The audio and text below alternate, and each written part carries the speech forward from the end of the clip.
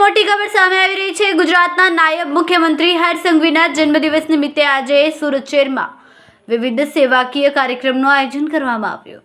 ઉમરા community hall ખાતે સેવા સેતુ camp યોજાયો, જેમાં નાગરિકોને સરકારી યોજનાઓ અને દસ્તાવેજી સેવાઓ માટે એક જ સ્થળે સર્વ સુવિધા પૂરી પાડવામાં આવી। આ કેમ્પમાં આધાર કાર્ડ, આવકનો દાખલો, રેશન કાર્ડ, વિધવા સહાય યોજના, Ayushman Bharat card, senior citizen card, નિધિ યોજના, જાતિનો દાખલો તેમજ ઈ શ્રમ કાર્ડ જેવી સેવાઓ ઉપલબ્ધ કરાવવામાં આવી। કેમ્પમાં મોટી સંખ્યામાં લાભાર્થીઓ હાજર રહ્યા। નાયબ મુખ્યમંત્રીના જન્મદિવસને લઈને આજે સુરત શહેરના અલગ અલગ વિસ્તારોમાં પણ અનેક સેવાકીય કાર્યક્રમોનું આયોજન કરવામાં આવ્યું। આ દરમિયાન નાયબ મુખ્યમંત્રી હર્ષ સંઘવીએ મહત્વપૂર્ણ નિવેદન આપ્યું। તેમણે જણાવ્યું કે ગૌહત્યા કરનારાઓ સામે આગામી દિવસોમાં વધુ સખત કાર્યવાહી કરવામાં આવશે। મહિલા અને બાળકી પર થતા અત્યાચારના કેસોમાં ફાસ્ટ ટ્રેક કોર્ટ મારફતે ઝડપથી સજા આપવાનો પોતાનો સંકલ્પ તેણે વ્યક્ત કર્યો। ડ્રગ્સ દૂષણ ફેલાવનાર એક આરોપી સામે કડક કાર્યવાહી કરવામાં આવશે તેમ પણ જણાવ્યું। ગુજરાતભરમાં ગઈકાલે થયેલા 8 ઓપરેશન બદલ તેમણે પોલીસ તંત્રને અભિનંદન પાઠવ્યા। આજે મારા 41મા જન્મદિવસ નિમિત્તે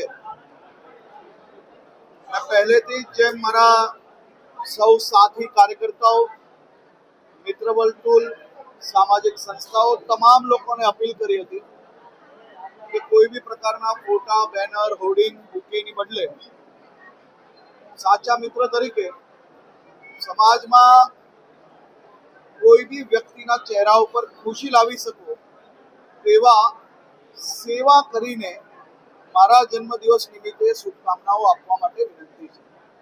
આજે સુરત શહેરમાં 250થી વધારે જગ્યાઓ પર જે સામાજિક સંસ્થાઓ દ્વારા, સેવાભાવી લોકો દ્વારા, ભારતીય જનતા પાર્ટીના અલગ અલગ બોર્ડો દ્વારા, મારા સૌ સાથી કાર્યકર્તાઓ દ્વારા જે સેવાના કાર્યક્રમોનું આયોજન કર્યું છે તેવા સૌ સાથીઓને હું સર્વપ્રથમ ખૂબ ખૂબ આભાર માનું છું।